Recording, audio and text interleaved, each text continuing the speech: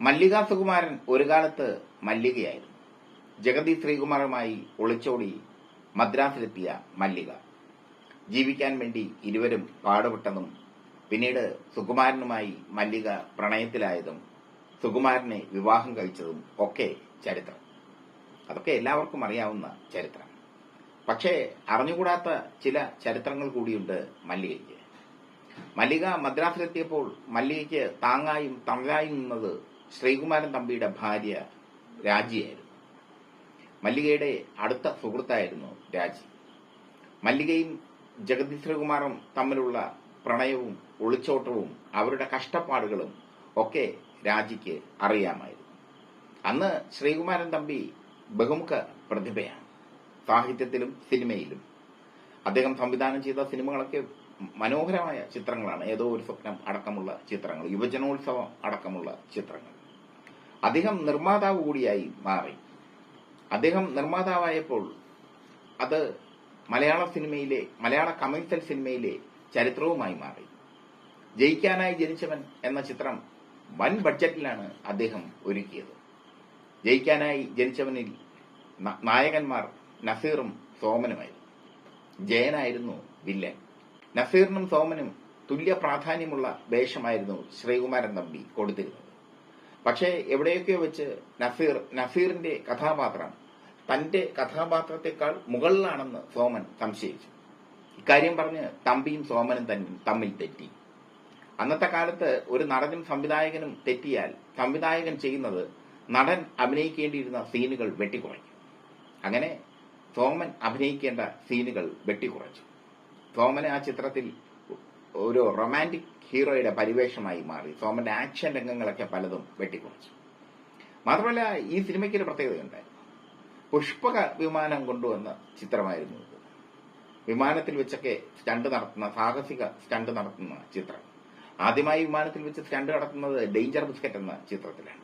അതിനുശേഷം ജയിക്കാനായി ജനിച്ചവനിൽ അന്നത്തെ ഹോളിവുഡ് സിനിമകളെ വെല്ലുന്ന സംഘടന രംഗങ്ങളുണ്ടായിരുന്നു.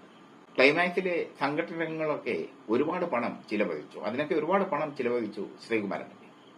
ജയിക്കാനായി ജനിച്ചവൻ സംവിധാനം ചെയ്തത് ശശികുമാറാണ്. സൂപ്പർ ഹിറ്റ് സംവിധായകൻ ശശികുമാർ. ശശികുമാറിന് ഒരുപാട് പിടിവാശിയുണ്ട്. നിർമ്മാതാവിന്റെ കൈ പൊള്ളിക്കരുത് എന്ന് അദ്ദേഹം എപ്പോഴും പറയും. പക്ഷേ നിർമ്മാതാവ് കൂടുതൽ പ്രഷർ ചെലുത്തിയാൽ, സമ്മർദ്ദം കൊടുത്താൽ ശശികുമാർ ഉഴക്കും. ഈ ചിത്രത്തിനും ഒരു സംഭവം ഉണ്ടായി. സോമന്റെ നായികയായി ആദ്യം നിശ്ചയിച്ചിരുന്നത് ഉണ്ണിമേരിയെ. ഉണ്ണിമേരിയെ ശ്രീകുമാരൻ തമ്പി വിളിക്കുകയും സോമന്റെ നായികയായി അവരെത്താനുള്ള ഒരുക്കവും നടത്തി. സോമനും ഉണ്ണിമേരിയും അക്കാലത്ത് ഇഷ്ട ജോഡികളും കൂടിയായിരുന്നു. മുക്കുവനെ സ്നേഹിച്ച ഭൂതം അടക്കമുള്ള ചിത്രങ്ങളിലൊക്കെ ഇരുവരും തകർത്ത് അഭിനയിച്ച കാലം.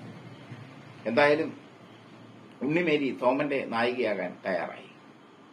ഉണ്ണിമേരിയെ സോമന്റെ നായികയാക്കാൻ ശശികുമാറിനും സമ്മതം. ഉണ്ണിമേരിക്ക് ടോക്കൺ അഡ്വാൻസും കൊടുത്തു ശ്രീകുമാരൻ തമ്പി. പക്ഷേ അദ്ദേഹത്തിന്റെ ഭാര്യ രാജി മല്ലിക സുകുമാരനെ ആ റോളിൽ അഭിനയിപ്പിക്കണമെന്ന് ശ്രീകുമാരൻ തമ്പിയോട് അപേക്ഷിച്ചു. കാരണം അക്കാലത്ത് മല്ലികയുടെ നില വളരെ കഷ്ടത്തിലായിരുന്നു. വീട്ടുകാരുടെ എതിർപ്പിനെ വകവയ്ക്കാതെയാണ് ജഗതി ശ്രീകുമാറുമായി ഒളിച്ചോടി മദ്രാസിലെത്തിയത്, കോടമ്പാക്കത്തെത്തിയത്. പക്ഷേ അവളുടെ രാവുകൾ അങ്ങനെയുള്ള ചിത്രങ്ങളിലൊക്കെ മുഖം കാണിച്ച് പോകേണ്ടി വരുന്നൊരവസ്ഥ വന്നു മല്ലികയ്ക്ക്. ഈ ചിത്രത്തിന്റെ ഹൈലൈറ്റ് സോമനും മല്ലികയുമൊത്ത് നൃത്തം ചെയ്തു പാടുന്ന ചാലക്കമ്പോളത്തിൽ വെച്ച് നിന്നെ കണ്ടപ്പോൾ എന്ന ഗാനമാണ്. മല്ലിക തുടകളൊക്കെ കാട്ടി ചെറിയ ഫ്രോക്കൊക്കെ ഇട്ട് അഭിനയിച്ച ചിത്രം. ഉണ്ണിമേരിയായിരുന്നെങ്കിൽ യുവാക്കൾ ഇടിച്ചു കയറി. പക്ഷേ മല്ലികയുടെ സെക്സി വേഷം യുവാക്കൾക്ക് ഇഷ്ടപ്പെട്ടില്ല. അതുകൊണ്ട് തന്നെ ആ ഗാനത്തിന് വിചാരിച്ച പൊലിമ നൽകാൻ ശശികുമാറിന് കഴിഞ്ഞില്ല. അതിന് മറ്റൊരു കഥയും കൂടെ ഉണ്ട്. ഈ ഉണ്ണിമേരിക്ക് പകരം മല്ലികയെ കൊണ്ടുവരുന്നതിൽ ശശികുമാർ ശക്തമായ എതിർപ്പ് പ്രകടിപ്പിച്ചു. പക്ഷേ ശ്രീകുമാരൻ തമ്പി മല്ലികയെ കൊണ്ടുവരാൻ തന്നെ തീരുമാനിച്ചു. നിർമ്മാതാവിന്റെ നിർബന്ധത്തിന് മുമ്പിൽ ശശികുമാർ വഴങ്ങുകയും ചെയ്തു. ചാലക്കമ്പോളത്തിൽ വെച്ച് നിന്നെ കണ്ടപ്പോൾ എന്ന ഗാനരംഗം പുതിയ തലമുറയിലെ പ്രേക്ഷകർ കണ്ടു നോക്കുക. വളരെ സെക്സിയായിട്ട് മല്ലിക അഭിനയിച്ച ഗാനരംഗമാണ്. പക്ഷേ ഉണ്ണിമേരി തിളങ്ങി നിന്ന കാലത്ത് മല്ലികയുടെ ഈ വേഷം യുവാക്കൾക്ക് എന്തോ സ്വീകാര്യമായി തോന്നിയില്ല. മാത്രമല്ല, ഇതിന് മറ്റൊരു പ്രത്യേകത കൂടിയുണ്ടായിരുന്നു. അടിയന്തരാവസ്ഥ കാലത്താണ് ചിത്രം ഒരുക്കിയത്. അടിയന്തരാവസ്ഥ കാലത്ത് ഒരുപാട് നിബന്ധനകളുണ്ടായിരുന്നു ഒരു സിനിമയ്ക്ക്. സിനിമയിൽ 1.5 മിനിറ്റിൽ കൂടുതൽ സംഘട്ടനം പാടില്ല എന്നൊക്കെയുള്ള നിബന്ധനകൾ. അത് ഈ ചിത്രത്തെ വല്ലാതെ ബാധിച്ചു. അതുകൊണ്ട് തന്നെ വൻ ബഡ്ജറ്റിൽ ഒരുക്കിയ ജയിക്കാനായി ജനിച്ചവൻ വൻ പരാജയമായി മാറി. ഹിറ്റ് മേക്കർ ശശികുമാറിന്റെ ആദ്യത്തെ പരാജയ ചിത്രം എന്ന് വേണമെങ്കിൽ ഇതിനെ വിശേഷിപ്പിക്കാം. സൂപ്പർ താരങ്ങളായ നസീറും സോമനും, പ്രതിനായകനായി ജയൻ, ഇവരൊക്കെ ഒത്തൊരുമിച്ച ചിത്രം. നസീറിന്റെ നായികയായി ഒരു ഇടവേളയ്ക്ക് ശേഷം ഷീല അഭിനയിച്ച ചിത്രം കൂടിയാണ് ജയിക്കാനായി ജനിച്ചത്. മല്ലിക ഈ വേഷത്തോടുകൂടി ശ്രദ്ധിക്കപ്പെട്ടു. പക്ഷെ പിന്നീട് അവർ സിനിമാ രംഗത്ത് തുടർന്നില്ല. സുകുമാരനുമായുള്ള പ്രണയവും ജഗദീഷ് ശ്രീകുമാറിനെ ഉപേക്ഷിച്ച് സുകുമാരനോടൊപ്പം പോവുകയും ഒക്കെ ചെയ്തു മല്ലിക പിന്നീട് സുകുമാരനായി മാറി. മുമ്പൊരു അഭിമുഖത്തിൽ മല്ലിക പറയുന്നുണ്ട്, ആ ഗാനം കേൾക്കുമ്പോൾ ഒരു കാലത്തെ ഗൃഹാതുരത്വം എന്നെ വേട്ടയാടുന്നു. അത്രയ്ക്ക് മനോഹരമായ ഗാനമായിരുന്നു അത്. ശ്രീകുമാരൻ തമ്പി എഴുതിയ ആ ഗാനം വളരെ മനോഹരമായിരുന്നു. പഴവങ്ങാടി ഗണപതിക്ക് നേർച്ചയിടുന്നതിനെന്നൊക്കെ പറഞ്ഞ് തിരുവനന്തപുരം പശ്ചാത്തലത്തിലാണ് ആ ഗാനം ഒരുക്കിയത്. ഈ ചിത്രത്തോടുകൂടി മറ്റൊന്നുകൂടി സംഭവിച്ചു. സോമനും ശ്രീകുമാരൻ തമ്പിയും അടിച്ചു പിടിച്ചു. തന്റെ സീനുകൾ വെട്ടിക്കുറച്ചത് സോമൻ സഹിക്കാനായില്ല. അദ്ദേഹം ശ്രീകുമാരൻ തമ്പിയോട് കയർത്തു. ഇരുവരും തമ്മിൽ വഴക്കായി. ഇനി സോമനെ തന്റെ ഒരു ചിത്രത്തിൽ അഭിനയിപ്പിക്കില്ല എന്ന് ശ്രീകുമാരൻ തമ്പി തീരുമാനമെടുത്തു. അടുത്തതായി അദ്ദേഹം ഒരുക്കിയ ചിത്രം ഗാനമായിരുന്നു. അതിലെ ഗായകന്റെ വേഷത്തിൽ, നായകനായ ഗായകന്റെ വേഷത്തിൽ സോമനെയാണ് കണ്ടിരുന്നത് ശ്രീകുമാരൻ തമ്പി. പക്ഷേ ഈ ജയിക്കാനായി ജനിച്ചവന്റെ തെറ്റിൽ വെച്ച് ഇരുവരും തമ്മിൽ ഉടക്കിയപ്പോൾ സോമനെ മാറ്റി അംബരീഷിനെ കൊണ്ടുവന്നു അദ്ദേഹം. അംബരീഷ് തകർപ്പൻ പ്രകടനം കാഴ്ചവെക്കുകയും ചെയ്തു. കന്നഡ നടനായ അംബരീഷിന് അഭിനയിക്കാൻ അറിയാമെന്ന് തെളിയിച്ചു കൊടുത്ത ഒരു ചിത്രമായിരുന്നു ഗാനം.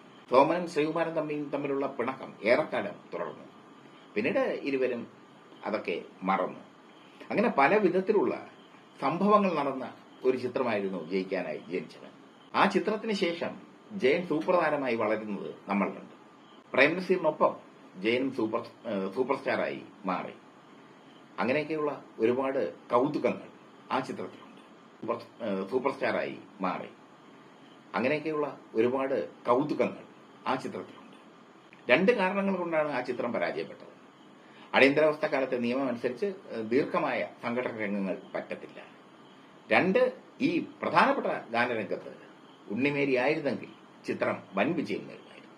പുഷ്പക വിമാനത്തിനുള്ളിലെ സംഘടനവും കാർ ചേസിങ്ങും ഒക്കെയായി ശ്രീകുമാരൻ തമ്പിച്ചേട്ടൻ ഒരുപാട് പണം വാരിയെറിഞ്ഞു. തമ്പിച്ചേട്ടൻ തന്നെ പറയുന്നുണ്ട്, ഈ ജയിക്കാനായി ജനിച്ചവൻ എന്ന ചിത്രം റിലീസ് ചെയ്തപ്പോൾ എന്റെ സമ്പത്ത് തകർന്ന് തരിപ്പണമായി. അദ്ദേഹം 2 വീടുകൾ വിറ്റുവെന്നാണ് പറയുന്നത് ഈ സിനിമയുടെ പരിണിത ഫലമായി. അദ്ദേഹം പിന്നീട് അത് ഓർമ്മിച്ചെടുക്കുന്നത്, ശശികുമാർ പറഞ്ഞത് താൻ അനുസരിച്ചിരുന്നെങ്കിൽ, ആ ഗാനരംഗത്ത് ഉണ്ണിമേരിയായിരുന്നെങ്കിൽ, മല്ലിക അവതരിപ്പിച്ച കഥാപാത്രം ഉണ്ണിമേരി അവതരിപ്പിച്ചിരുന്നെങ്കിൽ, പ്രേക്ഷകർ ഇടിച്ചു കയറി, ഈ ഗാനരംഗം കാണാൻ മാത്രം ഇടിച്ചു കയറി ചിത്രം ഹിറ്റാക്കുമായിരുന്നു. ഇങ്ങനെയുള്ള കൗതുകങ്ങൾ മലയാള സിനിമയിലുണ്ട്. കൗതുക ചെപ്പുകൾ ഒരുപാട് മലയാള സിനിമയിലുണ്ട്. അവയൊക്കെയുമായി സിനിമാ കേരള നിങ്ങളുടെ മുമ്പിലെത്തും. ആ കൗതുകങ്ങൾ നിങ്ങൾക്ക് പകർന്നു തരും ഞങ്ങൾ. ആ കൗതുകങ്ങൾ നിങ്ങൾക്കും കൗതുകമായി മാറും.